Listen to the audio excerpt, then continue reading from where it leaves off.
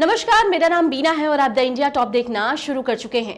Rajad supremo Lalu Prasad के आने के बाद अगर सबसे ज्यादा कहीं कोई राजनीतिक ड्रामा हुआ तो वो खुद उनका अपना ही घर रहा। लालू के बिहार वापस आते ही बिहार के तमाम पार्टियों ने अलग अलग प्रतिक्रियाएं भी सामने आई, पर फिर वही बात की जो सबसे ज्यादा और चर्चा में प्रतिक्रियाएं रही वो खुद लालू प्रसाद के घर के लोगों से जुड़ी थी। वैसे तो राजद में बाहर से सब कुछ बड़ा सामान्य देखने को मिल रहा था, पर अचानक से तेज प्रताप और राजद के बड़े नेता जगदानंद सिंह के बीच मतभेद की खबरें सामने आने लगी और ये धीरे धीरे मतभेद जो है मनभेद के रूप में भी सामने आई।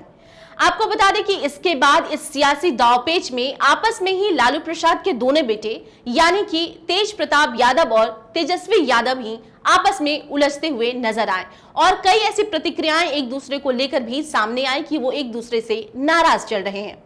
कहते हैं जब सत्ता की भूख बढ़ने लगती है तो आपस में अपने गैर हो जाते हैं और गैर अपने होने लगते हैं, और ये कहावत जो है वो साफ राजद पर लागू होता दिख रहा है। बिहार के सबसे बड़े राजनीतिक दल और यादवों का वोट बैंक माने जाने वाले पार्टी राजद के बीच आपसी कलह क्यों और किस बात पर है, ये तो हम सभी जानते हैं। वैसे तो लालू के बिहार वापसी को लेकर कई सवाल हैं कि क्यों लालू के बिहार आने से सियासी हलचलें तेज हो गई हैं। बड़ा सवाल यह भी है कि क्या राजद के आपसी कलह का कोई और राजनीतिक पार्टी फायदा उठा सकता है। पर हम बात करेंगे कि राजद में जो सियासी खेल चल रहा है उसका अंजाम क्या होने वाला है। चलिए आपको क्रम दर क्रम ये बताने की कोशिश करते हैं कि कल क्या कुछ घटनाएं खास घटी हैं जो कि इस पार्टी से जुड़ी हुई हैं। लालू प्रसाद के पटना आने से पहले तेज प्रताप ने ट्विटर पर लिखा था, गीदड़ो घर से नहीं निकलना, शेर आ रहा है। आपको बता दें कि तेज प्रताप ने लालू को शेर बताया था। इसके साथ ही तेजस्वी को भी नसीहत दी थी कि अगर आप समय का इस्तेमाल नहीं कर सकते तो आप सत्ता में कभी भी वापसी नहीं कर सकते। आपको बता दें कि राजद अध्यक्ष लालू प्रसाद यादव के पटना आगमन को लेकर उनके बड़े बेटे तेज प्रताप यादव उत्साह में दिख रहे थे। हालांकि ये उनका उत्साह तब कम हो गया जब एयरपोर्ट पर उनके साथ सौतेला व्यवहार किया गया।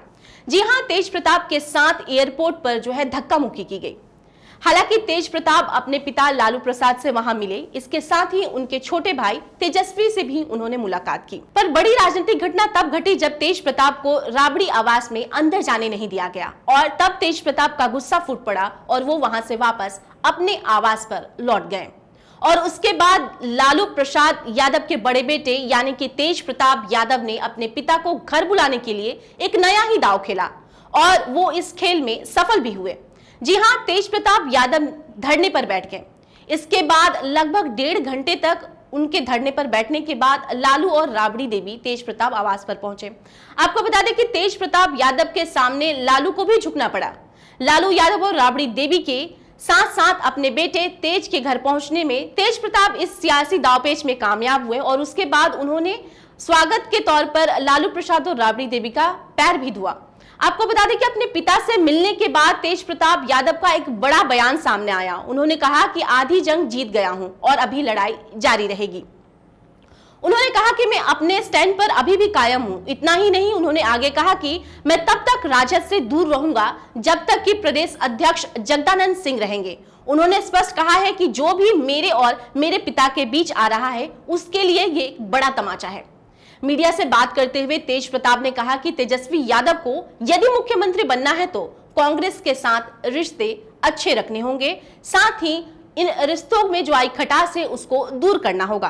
कहा कि राजनीतिक दलों में उथल पुथल लगी रहती है लेकिन राजद और कांग्रेस अंदर से एक है, इनकी विचार एक है। राजद और कांग्रेस को अलग नहीं होना चाहिए। जब विदेशी मूल के मुद्दे पर कांग्रेस में उथल पुथल मची थी तो लालू प्रसाद ने सोनिया गांधी का साथ दिया था और कहा था कि ये देश की बहू है। अब बड़ा सवाल ये है कि क्यों तेज प्रताप यादव कांग्रेस के साथ की बात कर रहे हैं और वो भी तब जब महागठबंधन टूट चुका है। क्या तेज प्रताप यादव को राजद से बाहर का रास्ता दिखाया जाएगा या फिर इस आपसी कलह का फायदा कांग्रेस उठा रही है? सवाल यह भी है कि क्या तेज प्रताप को कोई बड़ा ओहदा देने की बात कही है कांग्रेस ने या फिर जो कि उनके पार्टी के द्वारा अब तक उन्हें सामने नहीं दिया गया है किसी भी तरह का ओहदा, या फिर उनके साथ जो सौतेला व्यवहार किया जा रहा है इसके पीछे उनके छोटे भाई का ही हाथ है।